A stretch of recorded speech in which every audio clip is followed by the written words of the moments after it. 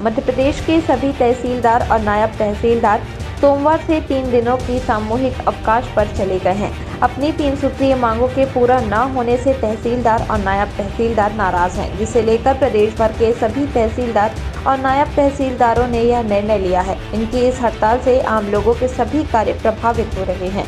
वहीं नामांकन और सीमांकन सहित अन्य कार्यों की सुनवाई भी नहीं हो रही है, जो आम लोगों की समस्याओं को और बढ़ा रहा है। बताया गया है कि सभी तहसीलदार और नायब तहसीलदार पदोन्नति, नायब तहसीलदारों को राजपत्रित घोषित करने, राजस्व अधिकारियों की ग्रेड पे सहित वेतन विसंगतियों को दूर करने की मांग कर रहे हैं।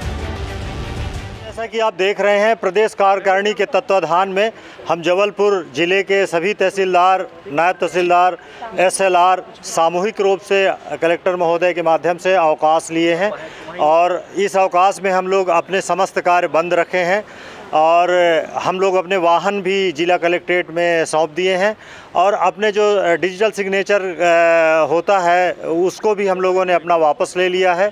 और हमारी मांगें कोई ऐसी नहीं है जो पूरी नहीं हो सके। हम आपके माध्यम से बताना चाहेंगे कि हम बहुत सारे तहसीलदार, नायब तहसीलदार अपना उच्चतर वेतन प्राप्त कर रहे हैं और बहुत दिनों से इसकी तैयारी भी चल रही है और कुछ खबरें भी हम लोगों को है कि हम लोगों को वरिष्ठ पद दिया जाएगा, उसका प्रभार दिया जाएगा, लेकिन आश्वासन हम लोगों का 1 आध साल से चल रहा है और नहीं हो पा रहा। इससे दुखित होके और हम लोगों ने आज ये कदम उठाया है।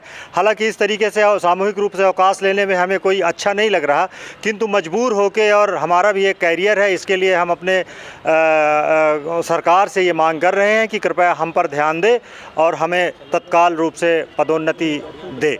और दूसरी बात, हमारी नायब तहसीलदारों को गजेटेड ऑफिसर घोषित करने का है, तो गजेटेड ऑफिसर घोषित करने में भी हमारी सरकार को कोई ऐसे वित्तीय बर्डन नहीं पड़ने वाले हैं। अन्य दूसरे स्टेट में, अगल बगल वालों में हो रहे हैं और अभी भी हुए हैं और इस पर भी विचार करना चाहिए। और इन सब कामों को छोटे छोटे काम हैं जो हमें सिर्फ आश्वासन पे आश्वासन मिल रहे हैं।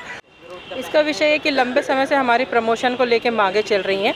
कई बार बैठ के हुई, ज्ञापन हुए, आश्वासन दिया गया, रोज़ का आश्वासन मिलता है कि हम कर देंगे, लेकिन एक लंबा अंतराल होने के बाद भी जब परिणाम नहीं आया तो हम लोग सामूहिक अवकाश लेने के लिए मजबूर हुए हैं। और सबसे पहली मांग तो हमारी प्रमोशन है कि हम जो तहसीलदार हैं विगत कई वर्षों से एक ही पद पे काम कर रहे हैं। जब हम पीएससी में चयनित होते तो हम चैनल देख के जाते हैं कि हम प्रमोशन लेके आगे अपर कलेक्टर, जॉइंट कलेक्टर तक पहुंचेंगे, लेकिन हमारे जो सीनियर तहसीलदार हैं जो अभी जॉइंट कलेक्टर, अपर कलेक्टर की रैंक में, वो भी तहसीलदार का ही काम कर रहे हैं। ये बहुत ही खेद का विषय है। ऐसे में प्रमोशन चैनल हमारा बाधित हो गया है। इसलिए आज हम लोग मजबूर हुए कि हम अवकाश लेके अपनी ये मांगों को शासन से अवगत कराएं।